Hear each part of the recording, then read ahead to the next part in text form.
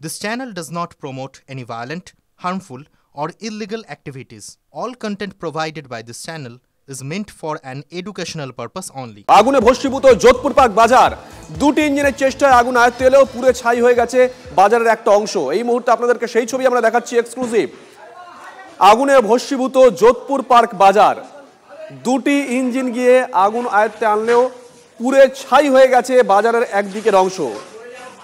সেই বাজার থেকে আমাদের সঙ্গে লাইভে রয়েছেন আমাদের সহকর্মী সুপ্রিয়। যাবো সুপ্রিয়র কাছে। সুপ্রিয়, কখন আগুন লেগেছে, কি থেকে আগুন এখনো পর্যন্ত দমকল আধিকারিকরা কি মনে করছেন, ক্ষয়ক্ষতির পরিমাণ কি? দেখো, নির্দিষ্টভাবে ঠিক কী কারণে অগ্নিকাণ্ডের ঘটনা ঘটলো বা কিভাবে আগুন লাগলো সেটা এখনও পর্যন্ত স্পষ্ট না হলেও 3:30 নাগাদ, যেটা দমকলের তরফ থেকে দাবি করা হচ্ছে, 3:30 নাগাদ লেক থানার অন্তর্গত যোধপুর পার্কে বাজারের এই যে দোকান দেখতে পাচ্ছ, যেখানে এখন স্থানীয় ব্যবসায়ীরা তারা হাতে হাত লাগিয়ে জল দিয়ে এই দোকানের ভেতর থেকে যে ধোঁয়া বেরিয়ে আসছে সেগুলো নেভানোর কাজ করছেন, অর্থাৎ কোথাও কোথাও পকেট ফায়ার রয়েছে বলেই মনে করা হচ্ছে। 3:30 নাগাদ এই অগ্নিকাণ্ডের ঘটনা ঘটে এবং ঠিক সেই সময়ও কিন্তু একইভাবে এখানকার যারা ব্যবসায়ীরা রয়েছেন তারাই হাতে হাত লাগিয়ে জল দিয়ে আগুন নেভানোর কাজ শুরু করেন এবং পরবর্তীতে দমকলকে ফোন করা হয়। দমকলের 2টি ইঞ্জিন ঘটনাস্থলে পৌঁছয় এবং পরবর্তীতে আরও 2টি ইঞ্জিন আসে।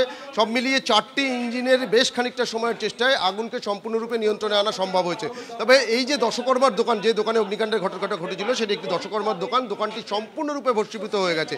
সেক্ষেত্রে দমকলের তরফ থেকে যেটা দাবি করা হচ্ছে যে দশকর্মার দোকান হওয়ার জন্যে এই দোকানের ভিতরে তেল, ঘি থেকে শুরু করে নানা ধরনের দাহ্য পদার্থ মজুদ ছিল, আর যার কারণে খুব অল্প সময়ের মধ্যেই কিন্তু আগুন ভয়াবহ আকার ধারণ করে। তবে তার থেকেও যেটা তাৎপর্যপূর্ণ, এই গোটা এলাকাটাই কিন্তু একটা বাজার, অর্থাৎ যোধপুর পার্ক বাজার।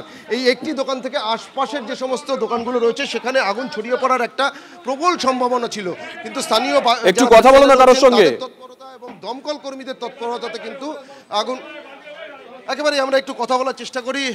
এই যে দোকানে অগ্নিকাণ্ডের ঘটনা ঘটেছে, আপনারা তো তখন ছিলেন এখানে।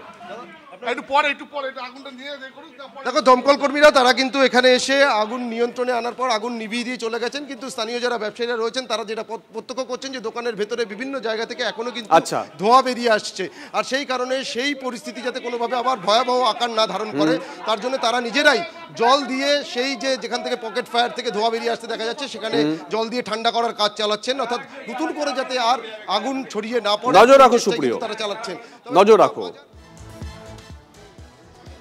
আমরা আপনাদেরকে ঠিক আগুন লাগার মুহূর্তে ছবি দেখাচ্ছি। সুপ্রিয় যে কথা বলছিল, সূত্র মারফত যে খবর পাওয়া গেছে 3:30 নাগাদ আগুন লাগে, আগুন ছড়িয়ে পড়ে, বাজারের একটা অংশ পুরো ছাই হয়ে গেছে। খবর পেয়ে সেখানে পৌঁছে দমকলের 2টি ইঞ্জিন, যুদ্ধকালীন তৎপরতায় কাজ করেন দমকল কর্মীরা। আগুন আয়ত্তে আসে কিন্তু বাজারের ওই অংশটা পুরো ছাই হয়ে গেছে।